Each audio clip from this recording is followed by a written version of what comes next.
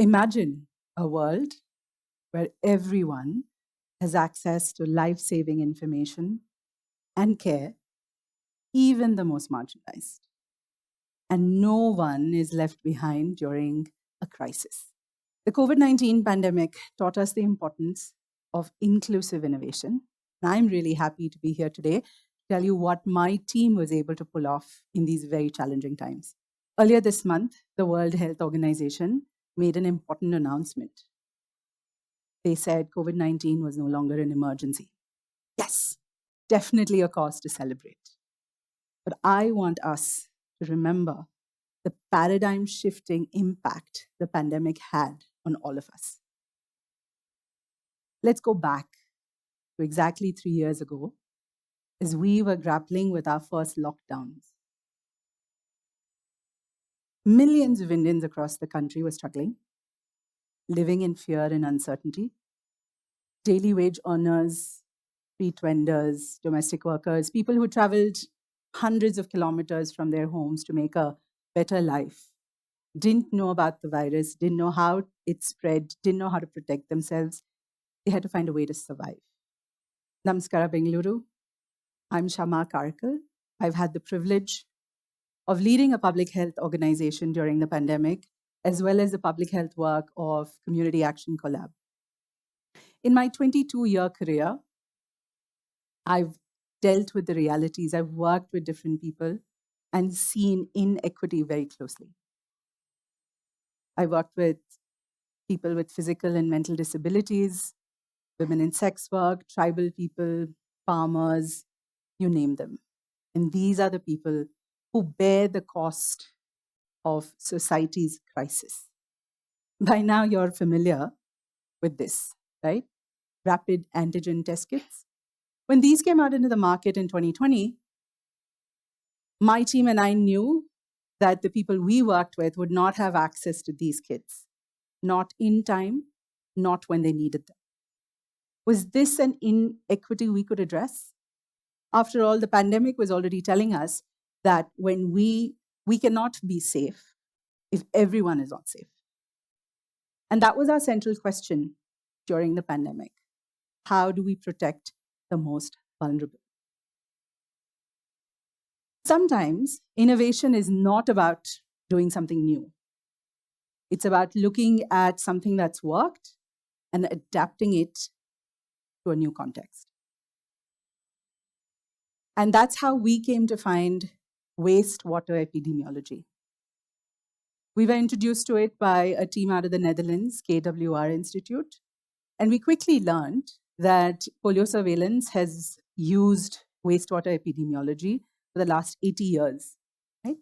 So it seemed like a good, practical, cost-effective method. And so what is it? It's basically taking sewage samples. You test sewage and quantify the load of the virus in it. And because people are shedding the virus, even before they have symptoms, you can actually warn populations. It's a good way to look at population health. You don't have to wait for people to test individually, become sick, and show up in clinics and hospitals. And because even asymptomatic people are shedding the virus, and it's in the sewage, if we're able to test it in the wastewater, we actually can warn and strengthen the health system in advance. Sounds great. Sounds like a breakthrough.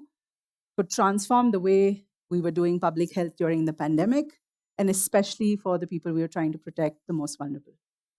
But we all know this is easier said than done, right? We have had challenges. In those initial months, I remember speaking to a lot of people, everyone trying to help. What can we do? How can we make an impact? Who can we support?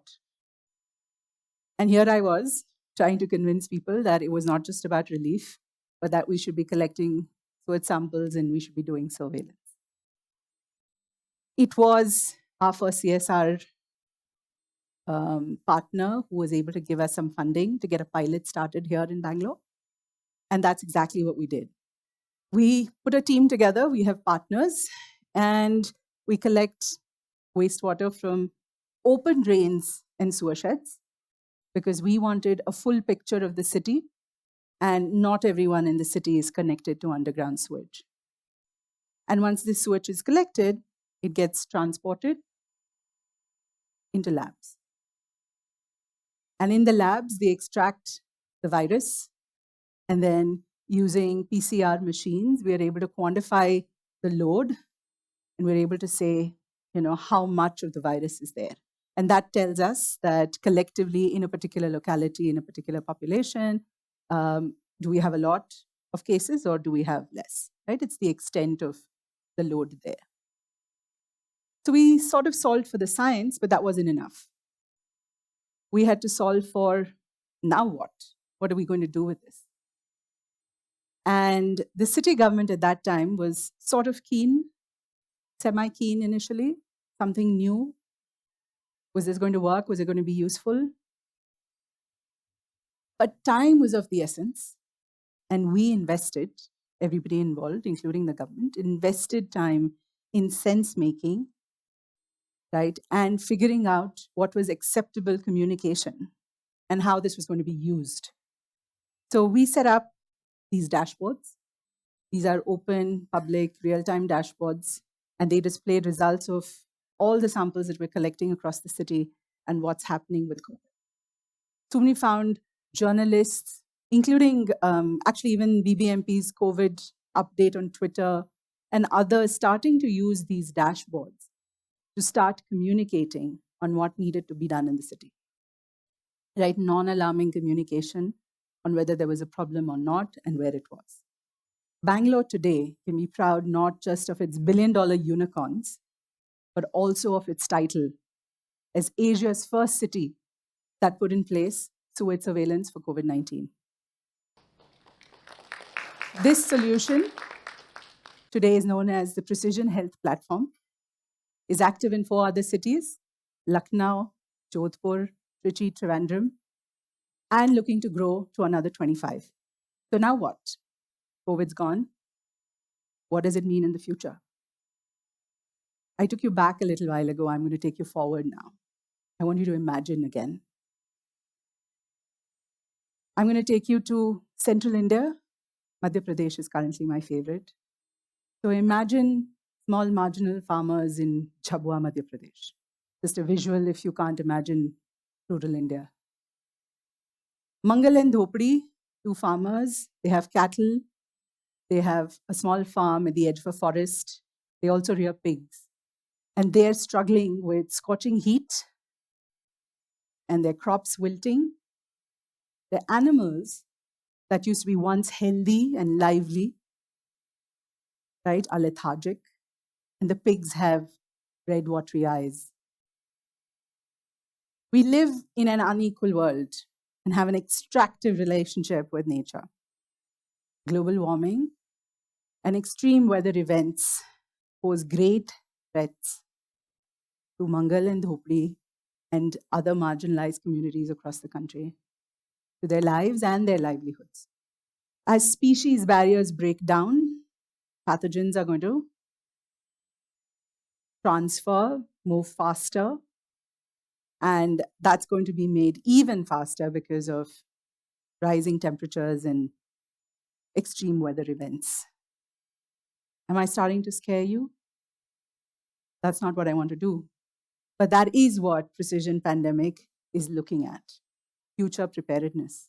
We took our lessons from what we've done over the last 3 years, looking at the future, and said, how do we bring those lessons in and actually plan for the future?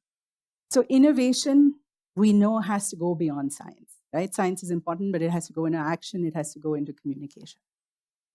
So we're continuing that trend, and we're looking at how do we provide care, both physically on ground as well as digitally, to families like Mangal and Dhopadi and all the people that we work with, but not just provide care, but bring additional information in. What if Mangal and Dhopadi could tell us about their pigs, their cattle, right, the temperatures, the problems that they're experiencing? And that's called participatory surveillance. We want to bring that local information onto our platform. We're working with partners. We worked with a lot of them to even get here, but we're working with even more. and GIS-based data to try and bring in geospatial intelligence onto the platform, looking at extreme climate events, which geographies, which populations are more vulnerable.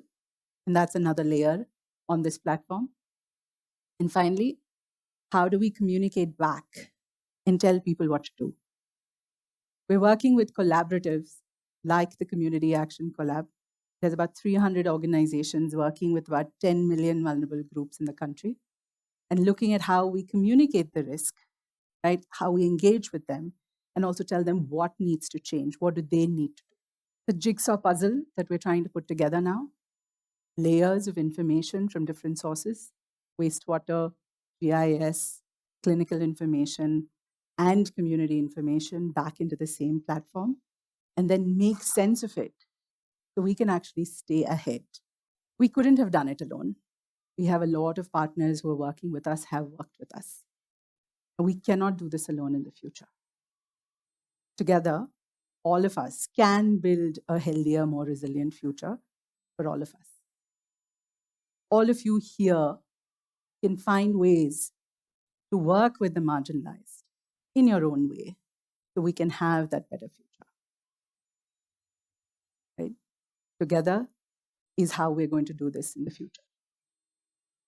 If there's one thing that I want you to take away from here, when you innovate for the fringes, you innovate for everyone.